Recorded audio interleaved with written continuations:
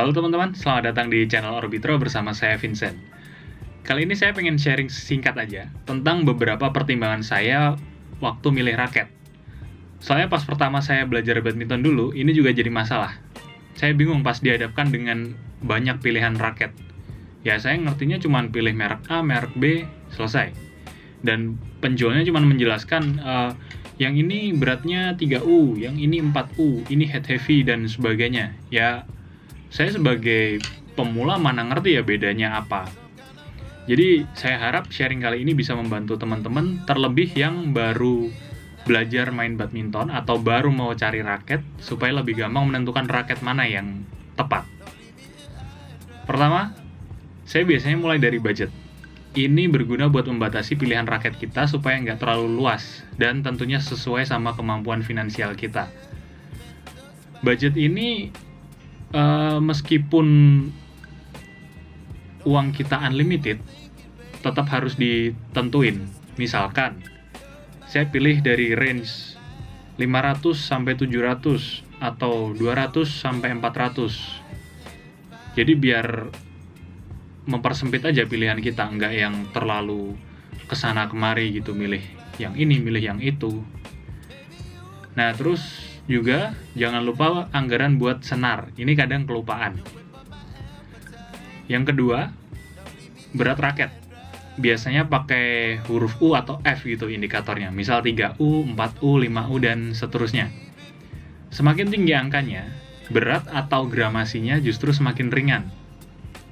Tapi saran saya, cek aja beratnya berapa gram, soalnya kadang tiap pabrikan punya klasifikasi masing-masing. Jadi misalkan di brand Yonex berat 82 gram itu bisa masuk ke 4U, tapi nanti di brand lain 82 gram itu masuk ke 3U, misalnya kayak gitu. Itu kadang terjadi soalnya.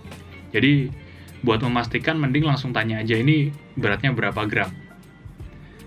Nah terus kenapa berat ini penting? Karena semakin berat raket, power yang dihasilkan itu bisa makin besar. Tapi kecepatan dan kelincahannya berkurang. Nah, kalau raketnya semakin ringan, kebalikannya, dia semakin lincah, makin swingnya cepat, tapi buat menghasilkan power yang besar itu butuh tenaga ekstra lah, istilahnya gitu. Ketiga, balance point atau titik keseimbangan.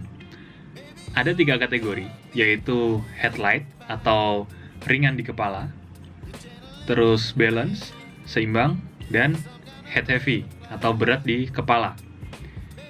Ditulis dalam milimeter, jadi 285 mm ke bawah itu masuk kategori headlight.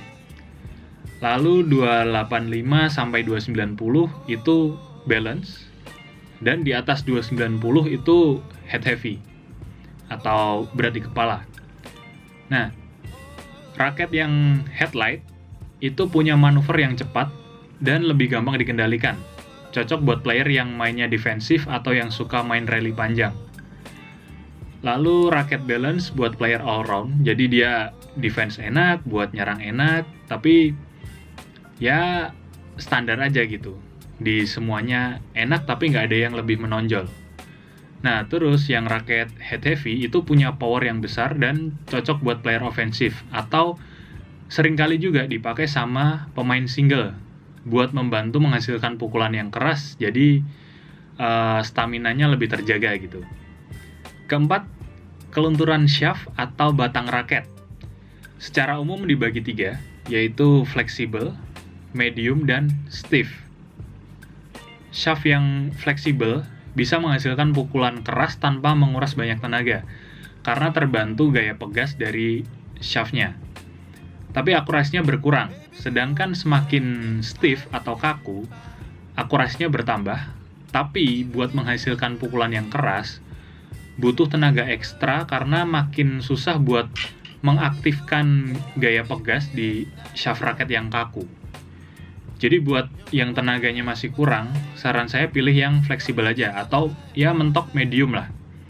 Itu akan jauh lebih membantu permainan kita ketimbang memaksakan diri pakai raket yang stiff atau kaku. Selanjutnya ada beberapa detail juga yang bisa jadi pertimbangan, tapi sifatnya nggak terlalu krusial, jadi buat teman-teman yang baru mulai bisa sedikit mengabaikan bagian ini daripada tambah pusing. Misalnya ukuran grip, ada G1, G2, G3, dan seterusnya. Makin tinggi angkanya, diameter grip itu semakin kecil. Tapi raket yang dijual di Asia rata-rata udah disesuaikan sama fisik orang Asia, jadi nggak perlu terlalu dipusingkan lah masalah itu. Terus bentuk frame, itu ada yang oval kayak gini, ada yang isometrik atau agak kotak gini. Kelihatan ya bedanya, bagian atas nih. Terus ada juga yang udah variasi-variasi lain, misalnya ini. Nah, saran saya buat yang baru mulai, pilih yang bentuknya isometrik kayak gini.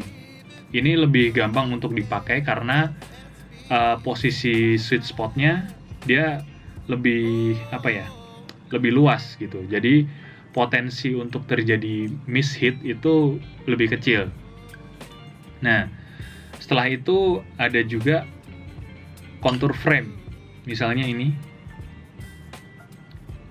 Nah, frame yang kayak gini ini disebutnya boxy.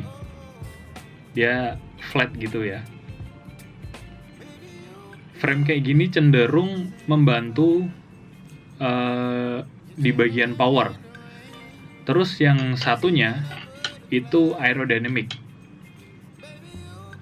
Ya contohnya kurang lebih kayak gini lah. Jadi dia lebih pipih, lebih runcing gitu.